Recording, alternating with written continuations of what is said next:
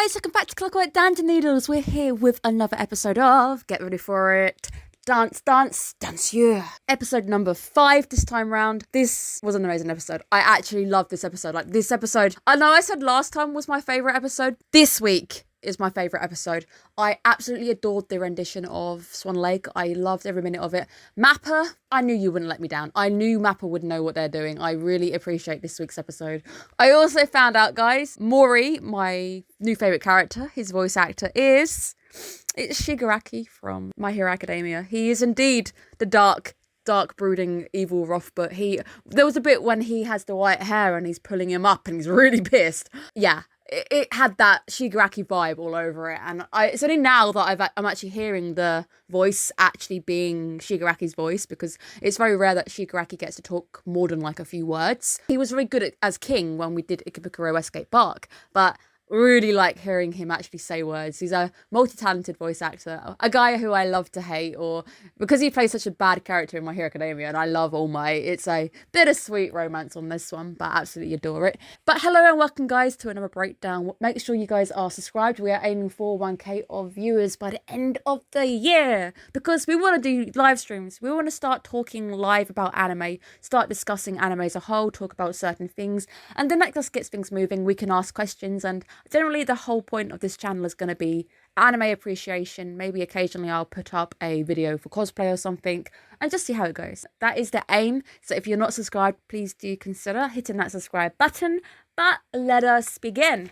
Weird that Junpei was unaware of the ending of Swan Lake. I think most people at least know how Swan Lake ends. It always ends in death. The version I initially really like, I can't remember who performs it. It might be a Russian ballet school. I think it is the actual Russian ballet school. It's a version where they dance the dying swan. She has feathers tucked into her tutu, which are loose. So when she's dancing around doing the tippy on point movements, all those feathers start to shake loose and die around her, so she's covered in her feathers falling out. I love this idea because it's the notion of a swan dying and the feathers are falling out, and feathers in symbology are innocent, they are freedom, and when they're falling to the floor, it's a sign that freedom is gone and death. I like the film director Easter egg when he's mentioning that my bottom will be the Clockwork Orange. At the top, I must be Stanley Kubrick. And I was like, that would be amazing if we were doing an actual movie take or a Hollywood take on Swan Lake. But we're not. I think Junpei's point is he's going to get one hell of a whooping at the end of this, because he did the one thing that was very unprofessional and getting back up when you're not supposed to get back up.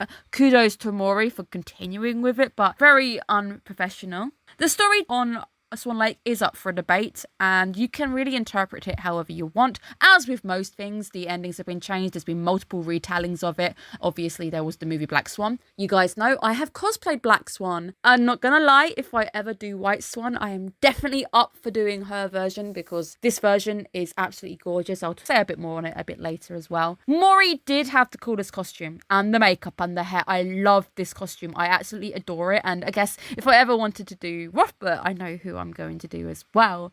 Absolutely love how the kid is standing on his butt whilst he is doing the splits and eating crisps. I can't do the splits. I am very jealous. This to me was just rubbing it in and going, hey, look how good I am. I'm just eating at the same time as well. It's also nice to see Mori actually being quite casual about eating and actually not being serious for once. He's enjoying a snack and he's chill with it, and I like seeing that aspect of him. It's a reminder that he is still a kid at heart. But villains do always have the best outfits, and I actually think I would, if I had a choice between Prince and Rothbert, I would play Rothbert, of course. He's got cooler, he's more bolder, more powerful on stage, more fun to play. I also love that Mori is Batman. I would have laughed if Mori had just said a line in that kind of gruff voice, but going, I'm Batman, or I'm Rothbert. I would have loved that. That would have been my favourite anime of the season. I would have just sealed the deal right there.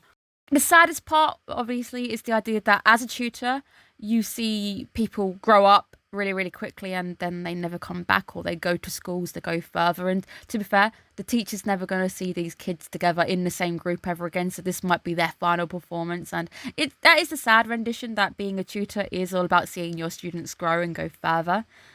And that does, of course, lead to the question, what is Junpei going to do next? Once this dance is over, is he going to see Miyako again? Is he going to still dance at the end of it?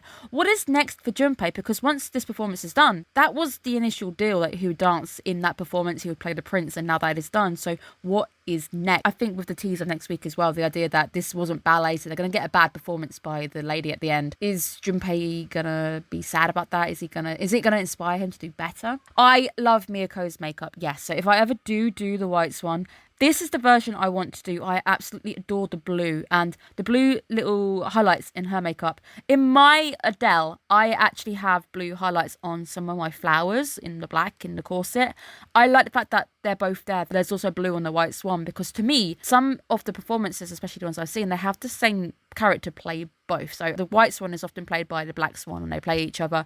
The idea that it could be the same person, it's two sides of the same coin. Obviously, again, with the movie Black Swan, that hammers it home as well. They're retelling on that. I like that, and I really do think if I ever do that character, this is the version I'm going to do. I do think the chemistry between Junpei and Miyako is quite awkward. I still think it's a really awkward chemistry they've got going on. She seems a bit unsure of him, obviously. This is a story of coming of age, the idea of coming of age, falling in love. So is Swan Lake. It's all about a prince going against his mother's wishes to go and marry somebody that he's actually in love with and falling in love for the first time with a lady he sets his eyes upon. Mori obviously needed to pull off MVP to compete abroad. That also telling you that the tutor does have the ability to make this happen, so she could technically do it whenever she wants, and I don't understand why she's depriving Mori of this when it's clear that he's definitely got the talent to do so. But he has to be the best performer out of all of the schools from what I have made from this performance. I think he still will get it because if we're still looking at Junpei might have been the best performance or the best actor. He was definitely remarked by quite a few people that he wasn't doing the basics, so he was just basically really exaggerating those actions and probably his feet were all over the place or things weren't quite where they should have been. I don't think Junpei could have stolen that role from Mori, but I would be shocked to see the results next week. But I really wasn't expecting the ex-best friend to turn up and actually watch. I am actually really happy that we get to see the performance. I was really worried they'd just run through it and we'd go to the end and that would be it. It's really nice to see us living it out. This is what I'm here for. I'm watching an anime about male dance ballet. I want to see the performance at the very most. I love the lighting. I love the mood. I love the shapes. It has been noted that up until this point, there has been no CGI used, and that's Mappa showing off. I do believe they do use a bit of CGI in this sequence, but it's the first time they've used it and we are nearly halfway through the anime, so I think we can let this one go. It worked. It didn't really take me out of the performance too much. Mori taking the stage by absolute storm. This is because Rothbard is supposed to be big, bold, powerful, commanding. Villains always manage to catch the eye if they're done correct. You can't stop looking at them because they're commanding, and that is why I think Mori's Rothbard is just perfect because he's just that much better than the prince. I think he definitely excels in that role. To be fair, could play both. He could easily play the soft, tender, loving prince. But I also think with all of the trauma he's been through, all that stuff he's holding back, he's able to channel it better to be a bit more powerful on stage. And I think he works more as a villain. Obviously, the voice actor as well. He has to be a villain. Of course he does. I like the line, go out there and die gracefully, because what a line. Absolutely perfect. And he doesn't die gracefully. The one thing Junpei was unable to do. You had one job, dude, and you were unable to die gracefully. But I do love the desire to be on the stage. Junpei's desire, that spark, and just really want to get out there. I don't care what's going on. I want to be out there. But I really did enjoy this sequence. I absolutely love it. I couldn't stop watching. I was really absorbed in the performance. Junpei really did give it his all, despite not really knowing the basics. He still did everything he could to have the audience look at him, play the part, try and stand up to the evil that was, well, getting in the way of his love. I love that. I also really like the through line throughout this entire episode of seeing Junpei rising up via his friend's own perspective, because his friends up at this point haven't spoken to him, and this is the moment where they're seeing Junpei at his fullest and actually starting to cheer for him, actually starting to back him. Seeing Miyako as the Odette, which Junpei sees, relating to first love.